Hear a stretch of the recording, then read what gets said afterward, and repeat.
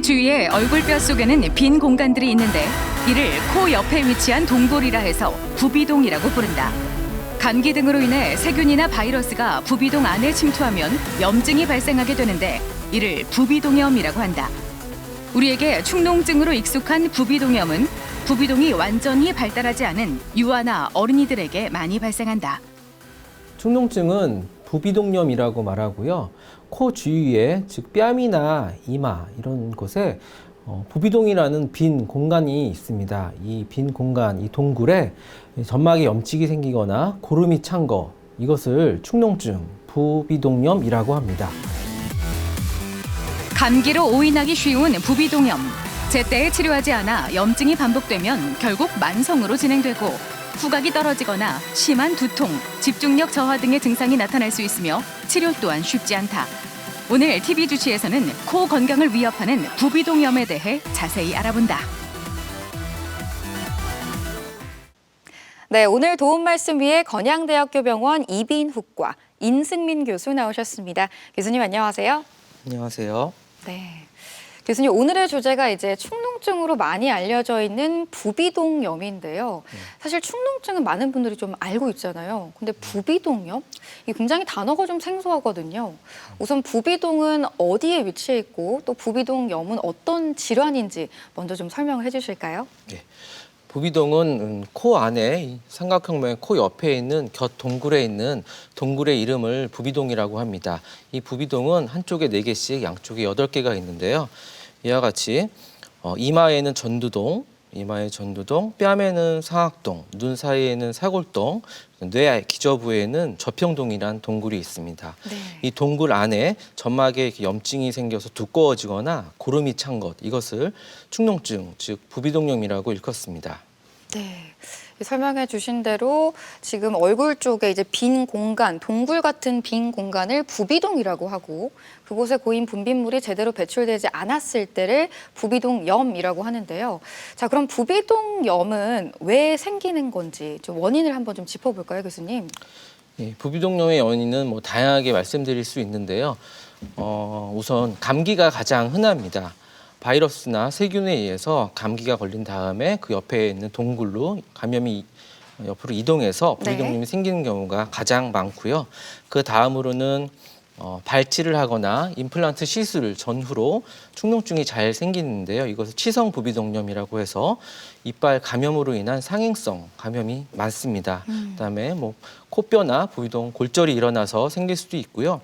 갑 외상이라고 해서 우리가 감기 기운이나 감기가 걸렸을 때 비행기를 타거나 잠수를 했을 때 축농증이 생길 수 있습니다. 특히 비행기가 하강할 때, 착륙할 때나 잠수를 깊이 했다 올라갈 때 이럴 때 축농증이 생길 수 있습니다. 네. 구조적 이상으로도 생길 수 있는데요.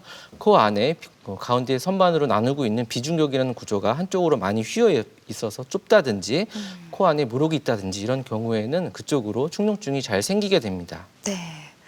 자, 이렇게 부비동은 숨쉬는 공기의 온도와 습도를 조절하고 또 정상적인 분비물을 만들어내는 공간인데요. 자, 그럼 여기에 염증이 생겼을 때 나타날 수 있는 증상에는 어떤 게 있을까요? 네. 부비동염의 일반적인 증상은 코가 막히고 누런 코가 나오고 콧물이 목 뒤로 자꾸 넘어가서 기침을 하게 됩니다. 또 성인의 경우에는 후각이 감소하는 경우가 많고요. 소아는 만성 기침을 하게 됩니다. 통증도 나타날 수 있는데요. 특히 급성 부비동염일 때 이완된 부비동의 위치에 따라서 통증이 다르게 나타납니다. 예를 들면 이마에 있는 전두동의 염증이 있을 때는 이마 쪽에 전두동 통증이 아침에 심하고 저녁에 해결되는 이런 양상으로 나타나게 되고요. 네. 뺨에 있는 상악동의 염증이 심할 때는 그 인접 부위에 있는 눈이나 아래에 있는 이빨, 치통이 생기게 됩니다. 그리고 뇌 기저부에 있는 이 깊숙한 곳에 있는 저평동의 염증이 생길 때는 두통이 후두부, 정수리 쪽으로 굉장히 심하게 나타나게 됩니다. 자, 이렇게 여러 가지 증상에 대해서 좀 이야기를 나눠봤는데요. 이 부비동염이 또 한 가지가 아니라 종류가 좀 여러 개가 있다고 들었거든요. 어떻게 분류를 좀 해볼 수 있을까요? 부비동염은 여러 가지 기준에 의해서 분류할 수 있는데요. 가장 크게 세균의 종류에 따라서 구분하게 됩니다. 바이러스로 인한 감염이 제일 많고요. 그다음에 네. 세균. 요즘에 중장년층을 중심으로 노인분들에게 곰팡이균에 의한 축농증이 많이 늘고 있습니다. 특징적이라고 할 수 있고요. 네. 무록 유무에 따라서도 구분할 수 있습니다. 이 그림에 보이듯이 비강 안에 무록이 있는 것과 없는 축농증으로 만성 축농증을 구분할 수도 있고요. 또 기간에 따라서 많이 구분을 하는데요. 급성 축농증은 한 달 이내, 만성 축농증은 3개월 이상의 증상을 보일 때 기간에 따라서 이렇게 급성, 만성을 구분하기도 합니다. 네. 아무래도 급성 축농증, 만성 축농증 같은 경우에는 잘 알려져 있기 때문에 많은 분들이 이 부분에 대해서 조금 더 관심을 가지실 것 같은데요. 이 두 가지를 조금 더 자세히 다뤄보면 좋을 것 같아요, 교수님. 우선 급성 축농증부터 말씀드리겠습니다. 말씀드린 대로 바이러스성, 바이러스 감염 후에 증상이 지속되는 축농증, 그다음에 세균성 축농증이 있습니다. 이 두 가지 앞에 있는 바이러스성 축농증은 대중치료로 항생제 치료 없이 쉽게 치료가 됩니다. 후유증 네. 없이. 하지만 이 세균성 축농증은 항생제가 필요한 경우가 꽤 있습니다. 아까 말씀드린 듯이 발열이나 통증, 그다음에 여러 가지 염증 수치가 심하게 올라가는 경우에는 항생제를 써야 됩니다. 항생제 사용 기간이 중요한데요. 보통 급성 축농증이 심할 때 의사 선생님이 항생제를 처방하게 되는데 약을 먹으면 2, 3일 만에 바로 증상이 확 좋아지기 때문에 환자들이 임의로 약을 좋아졌으니까 중단하는 경우가 많습니다. 네. 그런 되게 주의를 해야 되고요. 왜냐하면 항생제를 임의대로 중단했을 경우에는 항생제 내성이 잘 생기게 되고요. 잠깐 좋아졌다가 이틀 후에 다시 열나고 통증이 심하고 노란 네. 코가 심해지는 급성 축농증이 다시 재발하고 만성으로 가는 경향이 있습니다. 그래서 항생제를 급성 축농증 때 처방받았을 때는 의사의 처방대로 좋아져도 끝까지 3에서 7일 더 복용하는 것이 매우 중요합니다. 네. 만성 축농증을 설명드릴 텐데요. 옛날에는 만성 축농증을 단순히 급성 축농증이 3개월 이상 지속됐을 때 기간을 가지고만 그렇게 만성 축농증의 개념을 이해했습니다. 네. 하지만 많은 연구를 통해서 만성 축농증은 단순히 기간을 가지고 진단하는 것이 아니고요. 다양한 환경적인 요인이나 숙주의 그 면역 반응 사이의 상호작용의 문제로 이해가 되고 있습니다. 네. 그래서 부비동의 면역 체계가 이상으로 인해서 생긴 만성 염증, 즉 여러 가지 원인에 의해서 생긴 증후군으로 이해되고 있습니다. 그래서 만성 축농증을 과거에 치료할 때는 항생제 치료가 되게 중요했습니다. 네. 하지만 원인이 세균 하나가 아니기 때문에 그렇죠. 여러 가지 원인이기 때문에 항생제 치료는 요즘에 별로 추천하지 않는 치료입니다. 과학적인 근거가 많이 떨어지고요. 일례로 플라세보라고 해서 네. 그 가짜 약을 먹을 때와 코 세척만을 했을 때 항생제를 비교했을 때 큰 차이가 없는 것으로 되어 있습니다. 그래서 항생제 치료의 중요성은 만성 축농증에서 많이 감소하였습니다. 네. 자, 이렇게 급성과 만성을 좀 나눠봤는데 아까 교수님께서도 이야기를 잠깐 해주셨지만 요즘에 이제 중장년층을 중심으로 진균성 부비동염이 증가하고 있다고 하셨잖아요. 근데 이 경우에는 일반 부비동염이랑 좀 다르게 증상도 치료법도 좀 다르다고 들었거든요. 이 부분도 좀 설명을 해주실까요, 교수님? 요즘에 특히 이제 노인분들 시골에 사는 분들 중심으로 네. 곰팡이균에 의한 진균성 축농증이 많이 생기고 있습니다. 이 질환은 특징적으로 항생제에 전혀 반응하지 않습니다. 1년 이상 항생제를 먹어도 전혀 네. 반응이 없고 오히려 악화됩니다. 그렇기 때문에 치료 방법이 유일한 치료 방법은 수술밖에 없습니다. 네. 다행히 수술하면 바로 완치가 되고요. 재발은 거의 하지 않는 거로 되어 있습니다. 종류도 이렇게 급성 전격형, 만성 침습성, 알레르기성, 진균구, 곰팡이 볼이라는 4가지 종류가 있는데요. 앞에 3가지 종류는 흔하지 않은 질환이고요. 진균구로 인한 진균성 부비동염이 거의 90% 이상 차지합니다. 이 진균구로 인한 축농증은 항생제에 반응하지 않고요. CT를 찍어보면 이와 같이 상악동의 경우 이렇게 검은색이 공기음영인데 이렇게 나타나게 됩니다. 이 오른쪽을 보시면 네. 공기음영이 검은색이 아니라 회색으로 네. 뿌옇게 꽉 차 있고 이렇게 넘쳐 있는 양상으로 볼 수 있습니다. 저게 분비물이라는 건가요? 고름이 찬 거고요. 또 하나 특징적으로 이렇게 하얀색의 음영이 보입니다. 네, 네. 석회화 돼서 곰팡이가 칼슘, 마그네슘과 고름들이 응축해서 단단한 진흙 같은 덩어리를 만들어서 이렇게 하얀색으로 보이는데요. 네. 이렇게 CT상에 하얀색이 보이면 특징적으로 바로 진균성 부비동염을 확인할 수 있고 진단할 수 있습니다. 증상은 굉장히 악취, 생선 썩은 내 같은 꼬랑내가 나고요. 흑갈색, 노란색 고름이 자꾸 목 뒤로 넘어가고요. 주로는 이 뺨에 있는 상악동에 생기게 되고요. 저평동에 생기는 경우도 가끔 있습니다. 말씀드렸다시피 약은 전혀 반응하지 않고요. 수술만이 유일한 치료법입니다. 자, 그런 거 하면 이제 과거에 부비동염 어떤 특정 수술을 하고 난 다음에 생기는 합병증도 있다고 들었는데요. 이 합병증이 굉장히 좀 고통스럽다고 하더라고요. 이거 어떤 걸까요, 교수님? 부비동염 합병증은 급성과 만성으로 나눠서 설명드릴 수 있는데요. 부비동염의 위치 특성상 그 주위에 되게 중요한 기관인 뇌와 눈이 있습니다. 네. 그래서 염증이 심한 경우에 급성 같은 경우에는 염증이 눈으로 퍼져서 눈이 이렇게 튀어나온 봉화직염이나 안구 농양 등이 생길 수가 있고요. 심하면 실명, 복시까지 가능하고요. 염증이 이제 뒤로 퍼져서 뇌 근처에 있는 전두동이나 저평동 등의 염증이 심할 때는 뇌로 퍼져서 뇌 농양이나 뇌척수액이 코로 새는 이런 뇌척수액 비루 같은 뇌막염 증상이 나타날 수도 있습니다. 네. 그리고 또 들어보기로는 혈부낭종이라는 게 생길 수도 있다고 하던데요. 이거는 어떤 걸까요, 교수님? 이것도 좀 특이한 축농증 질환 중에 하나인데요. 저희 세대는 별 관계가 없고요. 저희 아버님 세대들은 옛날에 코 축농증 수술을 할 때 네. 콧구멍으로 하는 그 내시경 수술이 없었기 때문에 입술 위에 입술을 까서 잇몸 위에 저렇게. 입술을 까서 직접 이렇게 구멍을 뚫어서 고름을 빼냈습니다. 이건 네. 되게 옛날 수술 방법인데요. 네. 요즘에 이제 되게 어려운 종양이 생겼을 때는 하는 방법입니다. 시야를 좋게 하기 위해서. 네. 이 수술을 하신 분들은 반드시 한 1, 20년, 2, 30년 후에 이 CT를 보시면 이렇게 부비동염이 없어지는 경우도 있고요. 네. 그 수술했던 부위에 이렇게 커다란 낭종이 생기게 됩니다. 이렇게 커지면 눈을 누르기도 하고요. 이빨을 눌리기도 해서 안구통이나 치통, 안면부가 뺨 쪽에 이렇게 붓게 됩니다. 네. 감각도 신경을 눌려서 떨어지게 되고요. 노란 코가 자꾸 넘어가게 됩니다. 이런 증상이 있고 옛날에 칼드일6이라는 이 수술을 한 과거력이 있으면 CT를 찍어봐서 바로 진단할 수 있고요. 이것도 역시 약물 치료는 별 효과가 없고요. 수술로 인해서 낭종을 제거함으로써 완치할 수 있습니다. 네. 자, 이렇게 수술 후에 나타날 수 있는 합병증까지 좀 살펴봤는데요.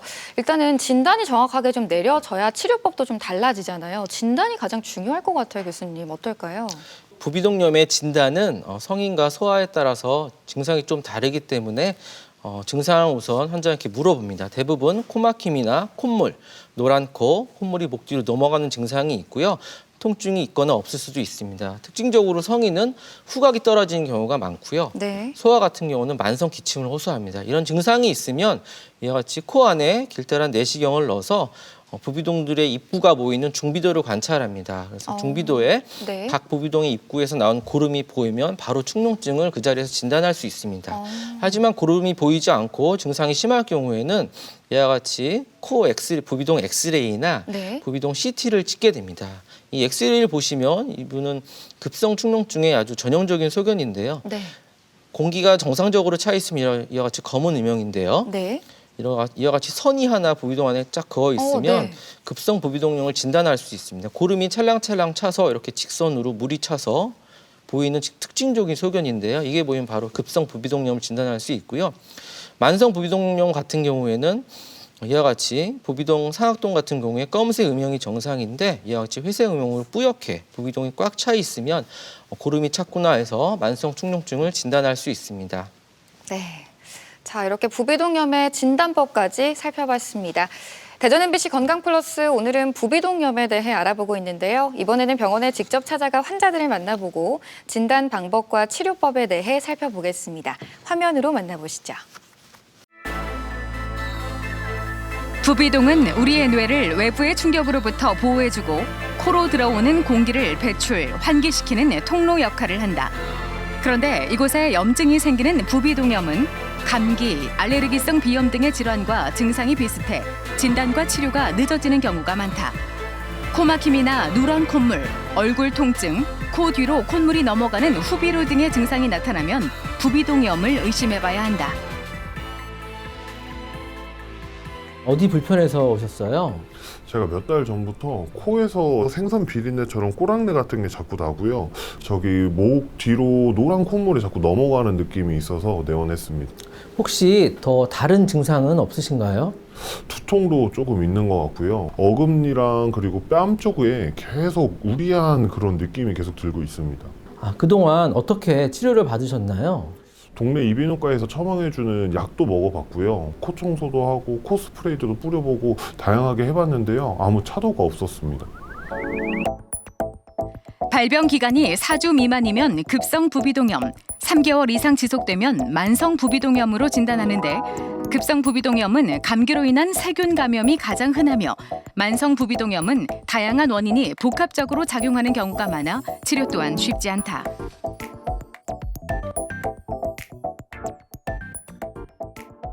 이 환자분은 코 안에 악취가 나고 노란 코가 계속적으로 나오는 환자였습니다. 개인 병원에서 치료를 수개월 동안 약물 치료해도 효과가 없어서 방문한 환자인데요. 코 안에 부비동 CT를 촬영한 결과 좌측 뺨의 상악동 쪽에 만성 축농증으로 확인되었습니다. 특히 CT 소견상에 석회화된 음영이 보여서 곰팡이로 인한 진균성 축농증이 의심되는 환자입니다. 진균성 축농증은 약물 치료, 즉 항생제 치료에 반응하지 않습니다. 그러므로 수술만이 유일한 치료인데요. 부비동 내시경 수술을 통해서 곰팡이균을 제거해서 부비동의 환기를 통해서 치료할 예정입니다. 부비동염이 의심되면 점막 상태, 점액성 분비물 등 증상을 확인한 뒤 정확한 검사 등을 통해 진단한다. 부비동염의 진단법으로는 코 내시경 검사와 컴퓨터 단층 촬영, 후각 검사 등이 있다. 코 내시경 검사는 내시경을 이용해 코 안을 관찰하며 염증의 위치와 물혹 등을 확인할 수 있고 축농증으로 인해 후각이 저하된 경우 후각 기능을 평가하는 검사를 시행할 수 있다. 어디 불편해서 오셨어요? 몇 달 전부터 좀 머리가 많이 아파서 신경과 가서 검사도 받고 약도 먹고 했는데 나아지지는 않고, 그리고 얼마 전부터는 조금 목 뒤로 콧물이 넘어가는 느낌이랑 또 기침도 심해져서 내원했습니다. 그러면 두통이 어떤 양상으로 나타나나요? 아침이랑 밤에가 제일 아프고요. 일상생활 할 땐 좀 괜찮아졌다가 특히 아플 때는 조금 맥박 뛰는 느낌처럼 같이 이렇게 아픕니다. 콧물도 많이 불편하세요? 일단 색은 노란색, 갈색 이런 색인 것 같고요. 너무 끈적거려서 조금 이제 목 뒤로 넘어갈 때 킥킥거리면서 기침하고 싶은 느낌이 자주 들어요. 감기는 1, 2주 정도 지나면 회복되지만 부비동염은 증상이 악화되기 때문에 치료가 필요하다. 특히 부비동염의 치료가 늦어지면 합병증이 발생해 시력 감퇴는 물론 후각을 상실할 수도 있으며 염증이 머리뼈 안쪽으로 번지면 뇌수막염이 생길 수 있어 주의를 기울여야 한다. 이 환자분은 만성 두통으로 방문하신 환자입니다. 보통 두통이 있는 경우 머리에 이상이 있는 줄 알고 신경과를 경유해서 오게 되는데요. 신경과에서 아무 이상이 없다고 하였고 저희 부비동 CT상에 뇌 근처에 있는 저평동이란 동굴에 고름이 꽉 차 있었습니다. 이런 경우는 약물 치료를 2, 3개월 정도 해보고 호전이 없는 경우는 풍선 축농증 수술을 통해서 고름을 제거함으로써 빠른 치료 효과를 기대할 수 있습니다. 수술을 해서 고름을 빼주는 순간부터 증상은 바로 좋아지게 되어 있습니다. 부비동염은 기본적으로 약물 치료를 진행하지만 약물이 효과가 없을 경우 수술을 고려할 수 있다. 기존에는 내시경을 이용한 수술이 보편적이었지만 최근에는 부비동을 절개하지 않고 풍선 카테터를 이용한 수술이 많이 이루어지고 있다. 풍선 카테터 수술은 수술 시간이 짧고 회복 시간도 빨라 일상생활로 빠르게 복귀할 수 있다는 장점이 있다. 축농증의 조기 치료가 필요한 두 가지 이유가 있습니다. 첫 번째는 급성 축농증이 만성 축농증으로 변하여서 보통 급성 축농증은 약물 치료 가능하지만 만성 축농증은 수술이 필요한 경우가 많습니다. 그러므로 3개월 이내에 빠른 진단과 치료가 중요합니다. 두 번째 이유로는 축농증의 합병증 때문에 그런데요. 축농증은 가벼운 질환으로 보이지만 주위에 눈이나 뇌 같은 매우 중요한 구조물이 있습니다. 그러므로 급성 축농증, 만성 축농증이 치료가 안 될 경우에는 눈이나 뇌에 치명적인 합병증이 생겨서 심하면 실명이나 뇌수막염, 뇌농양 같은 질환이 생길 수 있습니다. 또 삶의 질과 관련해서 후각이 떨어져서 후각을 잃는 경우도 있기 때문에 조기 진단과 치료가 중요합니다. 비교적 흔한 질환으로 가볍게 여겨지는 부비동염. 하지만 방심은 금물이다. 만성 부비동염으로 악화될 경우 일상생활이 불편해지고 눈이나 뇌에 중대한 합병증을 초래할 수 있는 만큼 적극적인 치료가 중요한데 만성 부비동염으로부터 코 건강을 지키는 일. 적극적인 진단과 치료가 핵심임을 기억하자. 병원을 찾아가서 환자들을 만나보고 부비동염에 대해 살펴봤습니다. 계속해서 치료법에 대해서 좀 이야기를 나눠볼 텐데요. 치료법에는 어떤 것들이 있을까요, 교수님? 부비동염의 치료 원칙은 아까 말씀드린 대로 비관과 부비동의 입구인 자연공을 잘 넓혀줘서 환기와 배설이 되게 하는 것입니다. 일반적으로 약물 치료를 제일 먼저 시도하고요. 여러 가지 약이 있지만 항생제가 가장 중요한 약물로 되어 있습니다. 말씀드린 대로 급성 축농증 같은 경우에는 임의로 약물을 중단하지 않는 것이 내성 발생하지 않는 중요한 키이고요. 네. 그다음으로 약물 치료가 2, 3개월 이상 해도 호전이 없는 경우에는 수술적 치료를 하게 됩니다. 아까 말씀드린 처음에는 칼드웰룩 수술하는 걸 했고요. 네. 그다음에 1980년대부터 코 안에 내시경을 넣어서 하는 기능적 부비동 내시경 수술. 이 수술이 아직까지도 가장 많이 할 수 있는 하고 있는 축농증 수술입니다. 그 전의 수술도 어쨌든 침습적이고 피가 많이 나고 합병증이 있는 수술이기 때문에 최소 침습 부비동 수술인 풍선 카테트를 이용한 축농증 수술이 요즘 많이 미국에서 시작돼서 시행되고 있습니다. 네. 이 수술은 과거에 심장혈관에 문제가 있을 때 개용을 해서 수술했는데 최근에는 풍선 카테트를 이용해서 가슴을 열지 않고 최소 침습으로 수술하는 것과 같은 원리로 하는 수술입니다. 다음으로 보조요법으로서 코 안에 생리식염수 세척을 하거나 수증기를 흡입한다든지 이런 보조적인 치료도 시행하고 있습니다. 네. 자, 이렇게 약물 치료부터 뭐 수술 치료까지 다양하게 좀 이야기를 해주셨는데 최근에 보니까 새로운 주사 치료법이 각광을 받고 있다고 들었어요. 이 주사 치료법은 어떤 걸까요, 교수님? 요즘에 새로운 내과적 치료 방법으로 생물학적 제재라는 그런 새로운 피하 주사 치료가 나왔습니다. 피하 주사라는 건 피부 밑으로 그러니까 주사를 넣는다는 예, 거죠? 얕게 바늘을 찌르는 건데요. 네. 당뇨병이 있을 때 인슐린 주사 치료를 자가로도 하잖아요. 네. 이와 같은 원리를 이용한 치료입니다. 아. 축농증 치료를 이제 수술과 약물 치료 없이 2주나 한 달에 한 번씩 주사를 맞음으로써 치료를 할 수 있는 아주 획기적인 방법입니다. 네. 저희 이비인후과 의사들한테도 새로운 무기가 하나 장착된 기분인데요. 네. 이 피하 주사 치료는 기존을 보시면 면역 알레르기 반응의 염증 신호 전달을 선택적으로 블로킹시켜서 축농증의 근본적인 발병 원인을 제거하는 치료입니다. 예를 들면 알레르기 비염이 있을 때 네. 면역 치료를 해서 발병 원인을 근본적으로 제거하는 이런 기전을 가진 치료입니다. 네. 모든 환자한테 적용될 수 있는 건 아니고요. 수술 후에도 재발되는 난치성 그런 만성 축농증 환자한테 대상이 됩니다. 가장 효과가 있는 증상은 후각 감소인데요. 네. 한 번도 주사 치료를 하지 않은 사람은 있어도 한 번만 주사 치료하는 사람은 없다고 할 정도로 축농증이 걸렸을 때 후각이 감소되고 미각이 감소되는 환자에게 아주 탁월한 효과를 보이게 됩니다. 네. 또 축농증이 생겼을 때 재발됐을 때 무록이 많이 커지게 되는데요. 이 수술 없이도 무록을 네. 줄일 수 있는 좋은 치료법입니다. 말씀드린 대로 보통 처음에는 병원에서 주사를 맞지만 네. 경험이 축적되면 본인 혼자 팔이나 배 밑에다가 자가 주사로도 치료할 수 있습니다. 네. 부작용은 전혀 없는 것이 장점이고요. 수술 후 재발하거나 당뇨병 환자가 스테로이드 사용이 불가능한데 이때 스테로이드를 대신해서 주사 치료로 치료할 수 있습니다. 네. 자, 이렇게 주사 치료로 효과를 볼 수 있는 경우도 있지만 사실 만성으로 이어지면 이제 주사 치료가 아니라 수술적인 방법을 선택을 해야 되잖아요. 근데 이 수술적인 방법도 과거부터 현재까지 굉장히 좀 많이 바뀌었다고 들었거든요. 어떻게 좀 바뀌었을까요, 교수님? 예, 과거에 내시경이 없는 시절에는 아까 말씀드린 윗 입술을 열고 상악동 입구를 직접 망치로 뚫는 네. 상악동 근치 수술이라는 칼드웰룩 수술을 시행하였습니다. 그 다음에 1980년대부터 이렇게 내시경이 발달하게 되면서 네. 코 안에 내시경을 넣어서 주변 구조 손상 없이 기능적 부비동 내시경 수술이라는 수술이 1980년대부터 지금까지 제일 많이 시행되고 있는 축농증 수술 방법입니다. 네. 하지만 축농증 수술할 때 가장 위험한 합병증이 주변 구조가 뇌와 눈이 있기 때문에 이 부분에 손상을 주지 않기 위해서 우리가 운전할 때 내비게이션 시스템 이용하듯이 그렇죠. 안내를 내비게이션을 해주죠. 이용해서 수술을 하게 됩니다. 이와 같이 내비게이션 이용해서 3차원적으로 수술하는 기구가 어느 위치에 있는지 정확하게 파악을 해서 오차 없이 정교한 수술이 가능하게 됩니다. 그리고 최근에 풍선 카테트를 이용한 축농증 수술이 시작이 되었는데요. 기존 수술의 여러 가지 합병증을 최소화하고 효과는 같은 그런 장점이 있습니다. 네.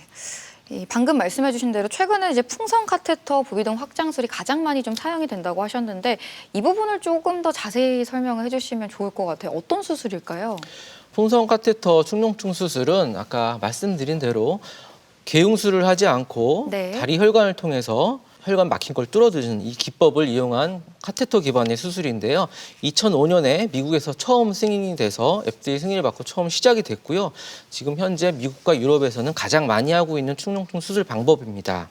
최소 침습 수술 방법으로서 기존의 내시경 수술과 효과는 같고 합병증이 최소화되는 장점이 있습니다. 출혈도 적고 통증도 적고요. 합병증이 거의 없습니다.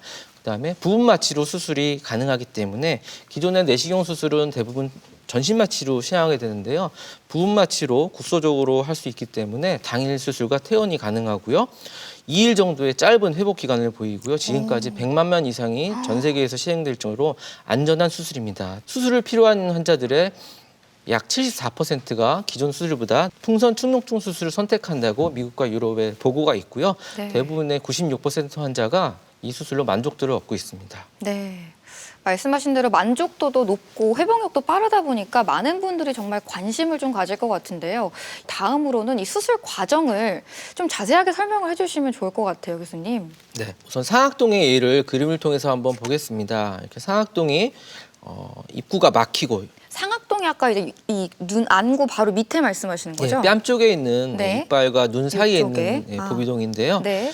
축농증이 생겨서 점막이 붓고 자연공이라는 구멍이 막히게 되는데 네. 이때 카테터를 이용해서 가느다란 철사기 때문에 구멍을 찾아서 꼽게 됩니다. 철사가 구멍을 통과해서 안으로 들어가게 되고요. 네. 그 철사를 따라서 이와 같이 풍선이 들어오게 됩니다. 우리가 생각하는 일반적인 풍선은 아니고요. 의료용으로 개발된 딱딱한 풍선입니다. 네. 이 풍선에 바람을 넣어서 이와 같이 구멍을 넓혀주게 됩니다. 그다음에 고름을 쑥 뽑아내게 되고요. 석션을 해서 네. 그다음에 이리게이션이라고 부비동 세척을 해서 고름을 깨끗하게 빼내면 이와 같이 좁아졌던 부비동이 카테터와 풍선으로 이용해서 이렇게 구멍이 넓어져서 환기가 잘 되고 치료되는 것을 볼 수 있습니다. 네. 확실히 이제 사진을 보니까 아까 교수님께서 말씀하셨던 관상동맥 질환도 혈관이 좁아졌을 때 이제 풍선으로 확장을 해서 스텐트를 삽입하잖아요. 진짜 비슷한 원리네요. 네, 같은 원리라고 볼 수 있습니다. 여기는 자연공을 넓혀주는 치료 원칙을 가진 수술법 살펴봤는데요. 이 기존에 사용했던 부비동용 수술법이랑 현재 사용하고 있는 수술법을 비교해서 설명을 해주시면 조금 더 이해가 쉬울 것 같거든요, 교수님. 기존 수술법과 풍선 수술의 차이점을 보기 위해서 애니메이션을 좀 준비했습니다. 네. 이제 우리 얼굴에는 이와 같이 부비동이라는 공간이 있는데요. 이렇게 네. 선모 운동을 하면서 콧물을 자연스럽게 이동시키게 됩니다. 얇은 털로. 네. 예. 그런데 이제 전두동의 예를 한번 들어보겠습니다. 이마에 있는 동굴. 네. 축농증이 생기면 이렇게 점막이 붓고요. 아. 안에 고름이 이렇게 차게 됩니다. 네. 노란색 고름이 이렇게 차서 염증이 생기면 이마가 아픕니다. 그리고 고름이 자꾸 넘어가게 해서 기침을 하게 되고요. 노란 코가 나오게 됩니다. 기존에는 이런 축농증이 있으면 대부분 약물 치료를 했습니다. 하지만 항생제를 통해서 약물 치료를 하는데 2, 3개월 써도 안 될 때는 이제 수술을 하게 되는데요. 네. 기존의 내시경 수술은 이렇게 또각또각 뼈를 잘라냅니다. 점막과 뚫고.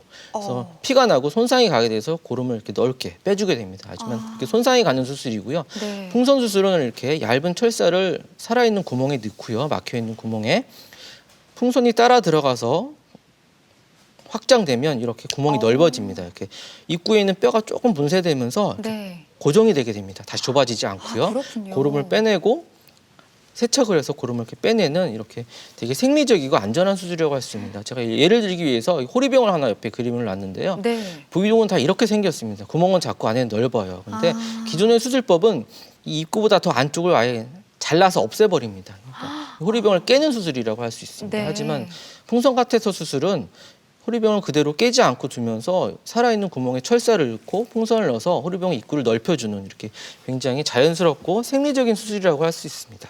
네. 확실히 뭐 출혈도 적고 빠르고 안전하니까 많은 분들이 선호하실 것 같은데요. 그러면 교수님, 풍선 카테터 같은 경우는 어떤 분들이 받아보면 가장 효과가 있을까요? 풍선 카테터 축농증 수술 적응증을 말씀드리겠습니다. 2, 3개월의 약물 치료에 반응이 없는 모든 축농증 환자한테 해당할 수는 있습니다. 하지만 얼마나 심한 정도에 따라서 정후증을 살펴보면 너무 심한 환자보다는 경증이나 중등도 정도의 중간 정도 단계의 축농증 환자한테 적용하기 제일 좋습니다. 특히 소아나 노인, 임산부 같이 침습적인 축농증 수술을 받기 좀 부담스럽고 꺼려하는 경우에 이 최소 침습 수술인 풍선 카테터 축농증 수술을 권유하고 있습니다. 보통 내시경 축농증 수술은 전신 마취로 입원해서 시행하게 되는데요.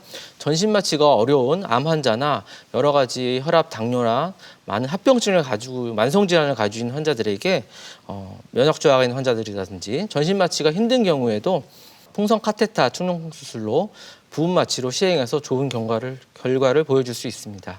네. 자, 이렇게 풍선 카테터를 효과로 볼 수 있는 경우까지 좀 살펴봤는데요. 풍선 카테터 말고 이제 내시경 수술을 하는 경우도 있잖아요. 내시경 수술을 하고 난 다음에 또 지켜야 하는 주의사항도 몇 가지가 있을 것 같은데 어떤 것들이 좀 있을까요? 부비동 내시경 수술이나 풍선 카테터 수술이나 같은 이제 축농증 수술인데요. 이런 일반적인 축농증 수술을 한 후에 주의사항이 있습니다. 수술 후에는 이제 출혈을 막기 위해서 코 안에 이제 녹는 지혈제나 솜을 넣게 됩니다. 과거에는 딱딱한 솜을 넣어서 뺄 때 굉장히 고통스러웠습니다. 그 고통 때문에 다시는 축농증 수술 안 받는 사람도 많을 정도였는데 요즘엔 기술이 많이 발달돼서 딱딱하지 않고 그냥 말랑말랑하고 녹는 솜을 사용합니다. 먹어도 되는 안전한 재질이고요. 하루만 맞고요. 그 다음날 보통 대부분 석션을 통해서 물을 석션하듯이 제거하게 됩니다. 그럼으로써 과거와 달리 수술 후 통증과 출혈이 많이 줄었습니다. 수술하고 난 다음에는 수술로 다 끝나는 게 아니라 수술하고 한 24시간 이후부터는 생리식염수로 코를 매일 세척해 줘야 됩니다. 그래야 수술 후에 발생한 코 안에 딱쟁이나 진물 이런 것들을 효과적으로 제거해서 빠른 쾌유를 기대할 수 있습니다. 또한 수술 후에는 코를 세게 풀면 안 됩니다. 그리고 한 달 동안 금주 금연을 해야 됩니다. 풍선 카테터 축농증 수술은 회복이 빨라서 1, 2주면 일상생활에 지장이 없지만 전통적인 부비동 수술은 1, 2개월 정도면 수술 전 건강한 상태로 회복이 됩니다. 모든 환자들이 축농증 수술은 수술에도 자꾸 재발하니까 안 할 거야 이렇게 말씀을 많이 하시는데요. 그런 분들은 대부분 수술 후에 수술만 하고 아무런 관리를 하지 않는 분들이 많습니다. 저는 수술하고 환자분들에게 항상 드리는 말씀이 있는데요. 수술이 50%고 나머지 50%는 수술 후 관리가 있습니다. 네. 수술 후 관리라는 건 특별한 것이 없고 의사가 시키는 대로 약물을 복용하고 코 세척을 하고 오랄때 잘 오시면 됩니다. 수술하고 나서 보통 한 달, 그다음에 2달, 1년 있다 이렇게 오라고 하는데요. 이럴 때 오랄 때 잘 오시면 무록 같은 게 재발하더라도 외래에서 처치해서 제거할 수가 있습니다. 작은 무록 같은 경우에는 작은 처치와 약물 치료로 제거할 수 있습니다. 하지만 전혀 오시지 않고 몇 년 만에 오셨을 경우에는 다시 수술하는 경우가 많게 됩니다. 네. 자, 이렇게 수술 후에 지켜야 하는 주의사항까지 살펴봤습니다. 지금부터는 교수님께서 직접 치료를 하셨던 환자 사례를 좀 살펴보면서 이야기를 나눠볼 텐데요. 첫 번째 환자는 어떤 경우였을까요? 65세 남자 환자분이고요. 6개월 정도 전부터 이와 같이 자축 얼굴이 붓고 눈도 붓고 통증으로 방문하였습니다. 네. 특히 수주 전부터는 잘 보이지도 않고 물건이 둘로 보이는 복시를 호소했습니다. 네. 그래서 바로 CT를 찍어봤고요. 우선 내시경 소견을 보시면 이와 같이 부비동 입구가 무럭같이 점막으로 막혀 있고 고름도 나오고 피도 나고 있습니다. 네. 과거력상에 칼데일룩 수술이라는 그런 입술 잇몸을 통해서 수술한. 맞습니다. 그 수술을 2회 정도 30년 전, 10년 전에 받은 과거력이 있었습니다. 그래서 CT를 찍어봤더니 이와 같이 누가 봐도 알 수 있을 정도로 그러네요. 눈보다 큰 이런 종물 같은 큰 음영이 눈을 짓누르고 있는 것을 알 수 있습니다. 네. 좀 더 뒷부분에 컷을 봐더라도 이와 같이 눈을 누르고 뺨이 튀어나올 정도로 심합니다. 특징적으로 이게 달걀처럼 껍데기가 있고요. 안에 뭔가 내용물이 차 있는 양상을 보이고 있습니다. 그 전에 칼데일룩 수술을 하셨으면 교수님께서는 딱 그 이야기를 듣고 협분낭종을 좀 의심을 해보셨을 것 같아요. 어떨까요? 네, 이런 이제 과거력과 CT를 봤을 때 의심할 수 있는 진단명으로는 우선 축농증이 합병증이겠구나, 만성 축농증 이런 생각을 할 수 있고요. 네. 아까 수술도 이런 셰프낭종을 일으키는 칼데일룩 이런 수술을 진행했기 때문에 수십 년 전에 수술 후 협분낭종이 생겨서 이럴 수도 있겠구나 생각할 수 있고요. 네. 부비동의 악성 종양도 이와 같이 나타납니다. 그래서 그렇군요. 심한 경우에는 악성 종양이겠구나 이렇게 생각할 수도 있고요. 네. 또한 좌측 상악동이나 사각동 기원에 점액낭종이라는 질환도 이와 같이 나타났는데요. 네. 이런 4가지 정도 질환을 의심할 수 있습니다. 네. 그리고 나서 진단을 내려보니 어떤 질환이었나요, 교수님? 직접 수술하는 치료 동영상을 보시면서 말씀드리겠습니다. 네. 하비도라고 해서 하비각계 밑에 비강 측벽에 구멍을 뚫자마자 이렇게 초콜릿 양상의 고름이 펑펑 나왔습니다. 그걸 뺨과 동시에 부종이 가라앉고 눈도 누르던 것이 사라지면서 증상이 좀 좋아지는데요. 고름 나머지를 다 빼주고 이렇게 세척을 해서 빼주게 됩니다. 그리고 원래 상악동의 자연구인 상악동의 자연공을 다시 열어주는 작업을 하고 있는데요. 과거 수술이 좀 부족해서 자연공의 입구를 막고 있는 뼈가 여전히 남아 있었습니다. 그래서 제거를 해주고 네. 크게 구멍을 열어서 남은 고름을 다 이렇게 빼주고 구멍을 크게 열어주고 있는 그런 장면입니다. 네. 그럼 이렇게 수술하시고 나서 고름을 쫙 빼고 나면은 부어 올랐던 뺨도 딱 가라앉겠네요, 교수님. 네, 맞습니다. 수술 후에 이제 경과 사진 한번 보여드리겠습니다. 수술 전에 환자가 이렇게 뺨이랑 눈이 부어 있었거든요. 측면 사진인데 네. 수술 후 첫째 날, 둘째 날의 사진입니다. 첫째 날에도 조금 부종이 이렇게 측면 사진도 남아 있지만 둘째 날 보면 거의 완전히 가라앉은 모습을 볼 수 있습니다. 수술해서 이렇게 크게 짓누르고 있던 고름이 빠지게 됨으로써 복시도 돌아왔고요. 통증도 사라지게 되었습니다. 네. 자, 이렇게 협분낭종을 치료한 환자분의 케이스 살펴봤고요. 다음으로 살펴볼 환자분은 어떤 환자였을까요, 교수님? 좀 일반적인 케이스 한번 보여드리겠습니다. 32세 여자 환자분이신데요.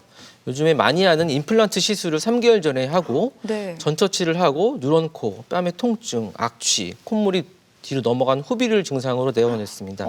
환자분은 여러 이비인후과를 경유해서 항생제를 2달 이상 약물 치료, 코세척 여러 가지 치료를 했는데 네. 호전이 없어서 선생님께서 이제 수술을 요한다는 소견서를 가지고 저희 병원에 내원하신 환자분입니다. 네. CT를 보다시피 이게 상악동인데요. 네. 오른쪽 상악동은 검은색 공기 음영으로 정상이고요. 예. 왼쪽 같은 경우에는 이렇게 고름이 꽉 차서 이렇게 넘치는 양상을 보이고 있습니다. 네. 또한 옛날 이제 보시면 임플란트를 시행하고 이게 뼈 이식도 한 오른쪽은 보이고 있습니다. 정상측인데요. 네. 왼쪽은 요번에 최근에 이렇게 임플란트를 위해서 뼈를 이식해 놓은 것을 볼 수 있습니다. 뿌리를 박아 놓은 건데요.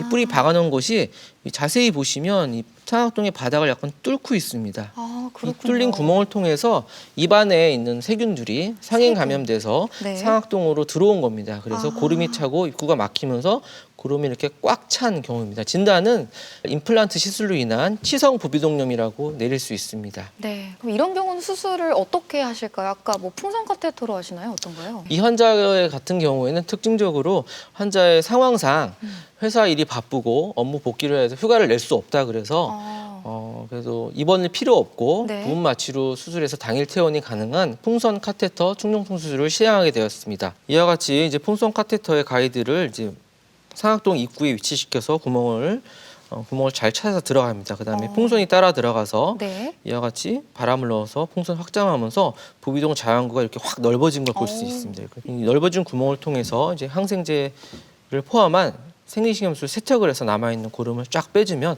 바로 증상은 호전되게 됩니다. 네, 이렇게 출혈이 적고 회복력이 빠른 풍선 카테터 부비동염의 사례까지 살펴봤습니다. 자, 지금부터는 부비동염을 예방할 수 있는 예방법에 대해서 좀 다뤄보려고 하는데요. 평소에 어떻게 예방을 하면 좋을까요? 청결한 생활 습관을 유지하는 게 가장 중요하고요. 감기를 예방해야 충농증을 예방할 수 있습니다. 급성 비염, 즉 감기가 충농증으로 대부분 이행되기 때문에 감기를 예방하는 습관이 중요한데요. 반드시 외출 후에 손발 씻고 가글을 해서 입안도 헹궈주면 좋습니다. 또한 먼지가 많은 곳에 갔다 와서 코 안이 텁텁하고 끈적거릴 때는 생리식염수를 이용해서 코 세척을 해주면 충농증을 상당 부분 예방할 수 있습니다. 또한 평소에 눈이 뻑뻑할 때 인공눈물을 넣듯이 코 안에도 비강, 수분제 같은 스프레이가 나와 있습니다. 그런 제품을 써서 코 안에 점막을 촉촉하게 가습을 유지해 주는 것이 중요합니다. 네. 자, 이렇게 부비동염에 대해서 살펴봤는데요. 꼭 기억해야 할 점을 한번 정리를 쭉 해주시면 좋을 것 같습니다, 교수님. 급성 충농증을 치료할 때 항생제 치료를 대부분 통증이 있을 때 하게 되는데요. 의사가 처방하는 항생제를 좋아졌다고 2, 3일 만에 중단하지 말고 끝까지 복용하는 것이 중요합니다. 내성 발생과 충농증이 만성으로 되는 것을 방지할 수 있기 때문입니다. 또한 충농증 수술은 수술해도 재발한다고 피하고 안 하고 참고 계시는 분들이 많은데요. 이건 잘못된 속설입니다. 수술하면 90% 이상의 성공률을 보이고요. 재발하는 분들은 대부분 수술만 하고 아무것도 하지 않는 분들입니다. 수술 후에도 정기적으로 방문을 통해서 재발을 예방할 수 있습니다. 또한 최근에 나온 채소 침습 풍선 카테터 수술이라는 축농증 수술 방법이 있는데요. 기존의 수술과 비교해서 효과는 똑같고 합병증이 없고 회복이 빠른 아주 좋은 장점이 있습니다. 그러면 이 수술 방법을 잘 이용하면 일상생활 복귀에 빠르니까 많은 도움이 될 것 같습니다. 또한 요즘에 각광받고 있는 치료로서 축농증을 주사로도 치료하는 방법이 최근 나왔습니다. 인슐린 주사 치료처럼 당뇨 있을 때 축농증도 2주나 한 달에 한 번씩 본인이 직접 주사할 수 있습니다. 이런 자가 주사 치료로서 재발되는 난치성 제2형 축농증일 때 매우 효과적으로 사용할 수 있습니다. 네. 대전 MBC 건강플러스 오늘은 이렇게 부비동염에 대해서 살펴보고 있는데요. 이번에는 이와 관련된 오해와 진실을 OX로 풀어보겠습니다. 자, 먼저 첫 번째 질문인데요. 부비동염은 한 번 걸리면 재발이 잘 된다. O일까요? X일까요? 정답은 O입니다. 축농증은 이제 급성 축농증 같은 경우에는 치료가 적절히 안 되면 만성으로 진행이 되고요. 네. 만성 축농증은 재발이 굉장히 자주 잘 되는 특징이 있습니다. 또한 알레르기 질환이 심하거나 코에 구조적 문제가 있을 때는 한번 축농증이 걸린 분들은 그런 구조적인 문제 때문에 축농증 재발이 잘 된다고 되어 있습니다. 네. 자, 이어서 다음 질문 드릴게요. 부비동염은 코 양쪽에 함께 온다. O일까요? X일까요? 정답은 O입니다. 대부분 축농증은 방향을 가리지 않고 한 번에 양측에 잘 오는 그런 습성을 가지고 있습니다. 하지만 아까 한쪽에만 생기는 축농증이 몇 가지 있는데요. 네. 특징적으로 임플란트나 발치로 인한 치성 부비동염이나 곰팡이균에 의한 진균성 축농증, 이런 축농증은 특징적으로 한쪽에만 생기게 됩니다. 이런 축농증을 제외하고는 대부분 양측에 같이 오는 경우가 많습니다. 네.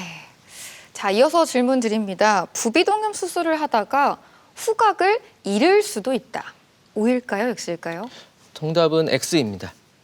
축농증 수술의 가장 큰 목적은 증상 회복인데요.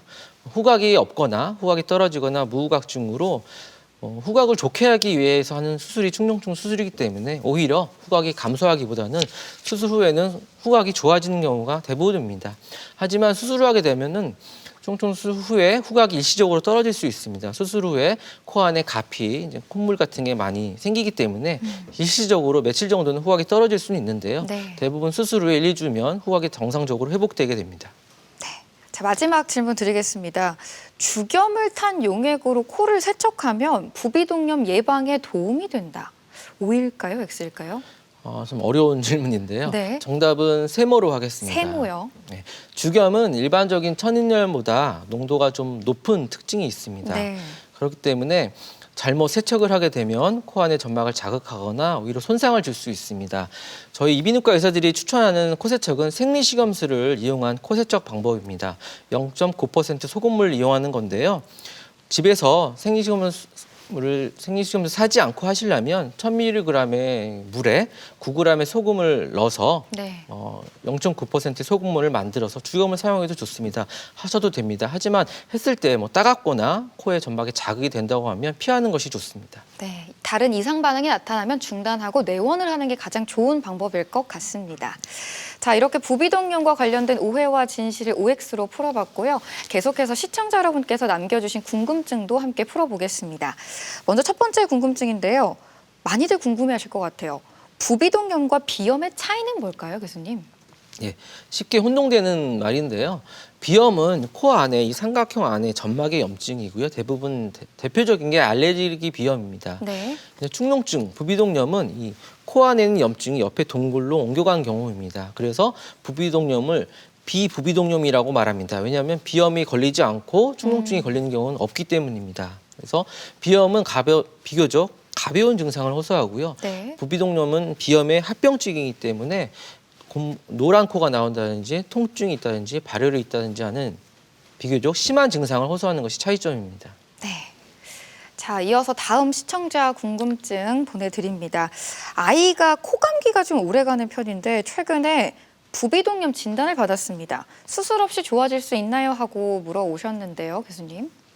대부분 소아의 축농증 같은 경우는 수술 없이 약물 치료로 대부분 치료가 됩니다. 보통은 이제 비강 내 스테로이드 분무제를 사용하거나 코세척을 권유하는데요.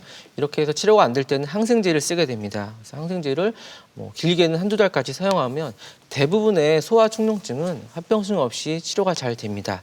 근데 이렇게 2, 3개월 항생제를 써도 호전이 없을 때는 아데노이드 절제술을 생각하거나 아까 언급해드렸던 채소 침습, 풍선 카테타 축농증 수술을 시행하면 아이의 안면 성장에 지장 없이 안전하게 수술을 해서 치료를 할 수 있습니다. 네. 네, 끝으로 부비동염에 대해서 꼭 기억해야 할 점 핵심을 한마디로 요약을 해볼 텐데요. 부비동염은 네모다. 네모안을 채워주신다면요? 예, 고민 많이 했는데요. 네. 축농증은 배우자다 이렇게 표현하고 싶습니다. 배우자다. 네.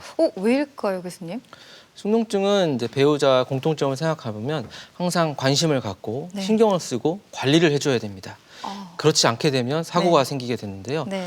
예를 들면 축농증 같은 경우에는 고름이 차고 골마 터지게 됩니다. 이건 같은 문제점이라고 볼 수 있기 때문에 축농증은 배우자다 이렇게 표현하고 싶습니다. 네. 관심을 갖고 충분히 신경 쓰고 관리를 하면 예방할 수 있는 질환이다. 그래서 부비동염은 배우자다라고 정리를 해주셨습니다. 네, 대전 MBC 건강플러스 오늘은 부비동염에 대해 자세히 살펴봤습니다. 지금까지 도움 말씀에 이비인후과 인승민 교수였습니다. 오늘 말씀 고맙습니다. 건강플러스 오늘 준비한 내용은 여기까지입니다. 건강한 한 주 보내시고요. 저희는 다음 이 시간에 다시 인사드리겠습니다. 함께해 주신 여러분 고맙습니다.